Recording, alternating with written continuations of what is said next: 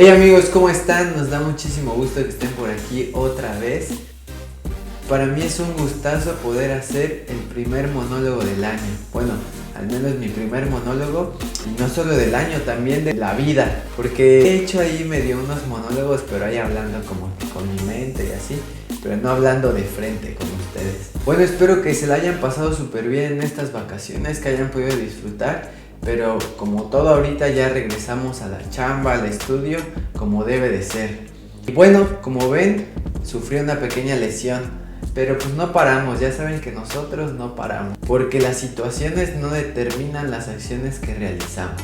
O sea, nuestro nivel de espiritualidad no puede estar determinado por las situaciones que vivimos. Si la situación está así mal, nuestra espiritualidad hasta acá. Y si nuestra situación está así súper bien, nuestra espiritualidad igual. Primera frase del día, Barras.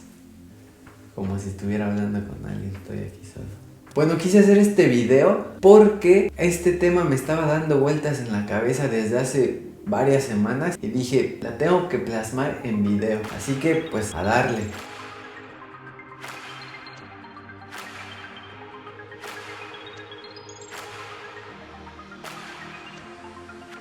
Hace tiempo escuché una prédica en la que decía que cuando llegamos o estamos en Dios no se trata del tiempo, es decir, el tiempo que llevas siendo cristiano o el tiempo que llevas en ese proceso para llegar a estar súper preparado y todos los que considerabas tus defectos superados para así poder considerarte como un buen cristiano. Pues normalmente relacionamos la vida cristiana y espiritual en tener y lograr alcanzar el perfil del cristiano perfecto.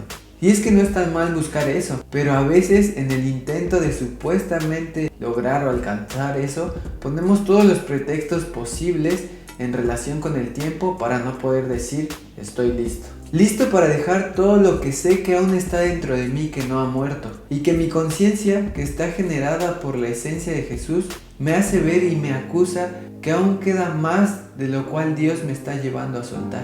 Pero estamos tan acostumbrados a decir, no es el tiempo, aún no estoy listo. Creo que debo primero hacer cosas buenas para poder así acercarme a Dios. Es decir, disfrazamos nuestra falta de decisión y determinación con una falsa humildad que lo único que hace es llevarnos a vivir una vida religiosa.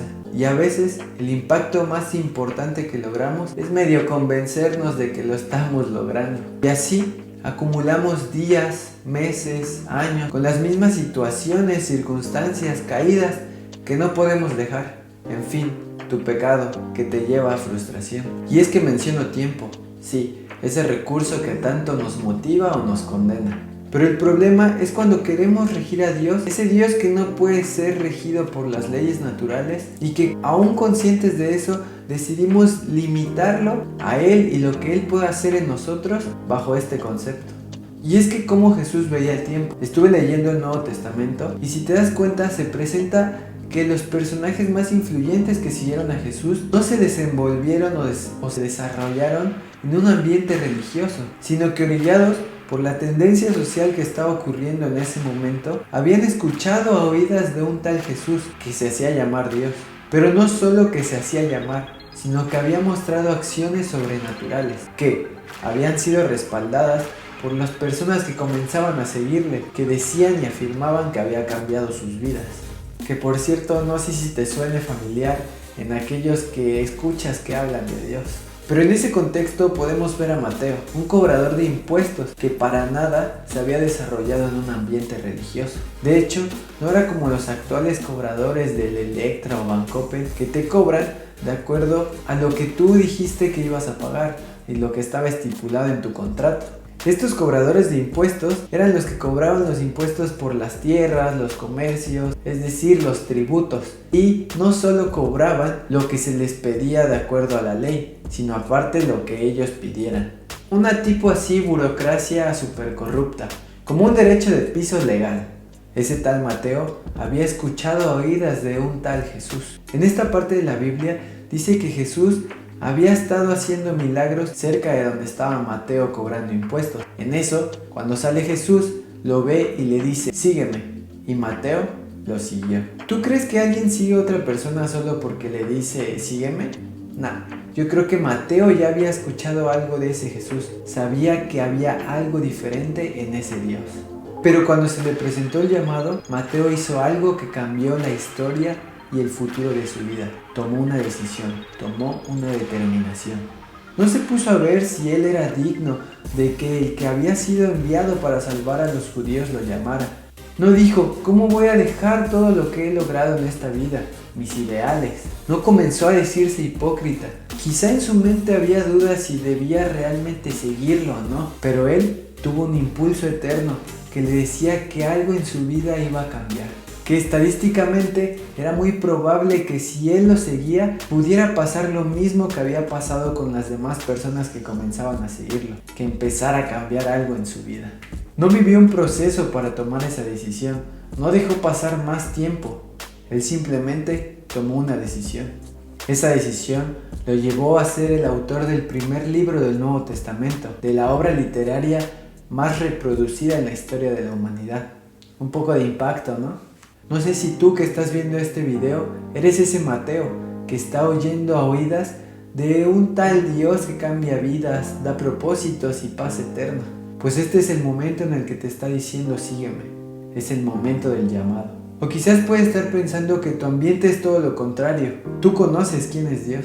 Te has tratado de formar bajo estos principios que has fallado tanto o te has desenfocado tanto que piensas que ya no hay oportunidad para ti. Es más, ¿qué sentido tiene seguirlo si aún tú todavía anhelas hacer todas las cosas que van contrarias a él? Pero ¿sabes? También identificamos a un personaje que había construido su vida de acuerdo a un ambiente religioso. Tan religioso que por tradición debía defender lo que le habían dejado, lo que por cultura él había adoptado. Este personaje era Pablo. Parecía quizás más cerca de Dios, pero sus acciones no eran menos malas que las de Mateo. Él torturaba, mataba, sus acciones eran totalmente injustas, pero él creía que por estar cumpliendo reglas, eso realmente lo acercaba a Dios. Y es aquí el punto y trascendencia de su llamado. Llegó su tiempo. Él ni siquiera conoció a Jesús. La Biblia nos narra que persiguiendo a cristianos para matarlos, Jesús se le presenta como una voz venida del cielo que le decía, Saulo, Saulo, ¿por qué me persigues? En ese momento Pablo le dice, ¿eres tú, Señor? Pablo se enfrentó con la realidad de Dios y tomó una decisión, una determinación. Lo dejó todo. Quizá hubo miedo e incertidumbre, pero la decisión la había tomado. Más adelante la Biblia nos dice que la gente que conocía a ese Pablo determinado quedaba impactada. No fue fácil que fuera aceptado por los que ya seguían a Jesús, pero su determinación impactó desde el momento de esa decisión. Y bueno, humildemente es la segunda persona más influyente del Nuevo Testamento, después de Jesús. Podemos decir, oye Dios, ¿por qué tardaste tanto en convertir a Pablo? ¿Te imaginas? Te hubiera servido más si lo hubieras convertido desde antes. Muy bien, amigo, acabas de reducir a Dios, su omnipotencia, soberanía y el impacto que tuvo Pablo en la humanidad por unos cuantos años. Y es que todo esto nos lleva a donde iniciamos. No eres mejor o peor porque lleves 10 años conociendo a oídas de él, ni porque lleves una semana de haberlo conocido.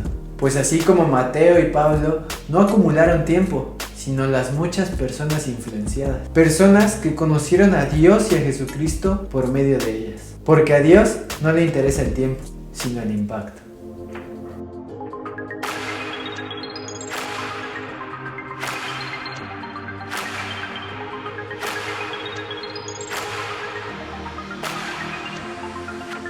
Pues bueno amigos, este fue el video de hoy.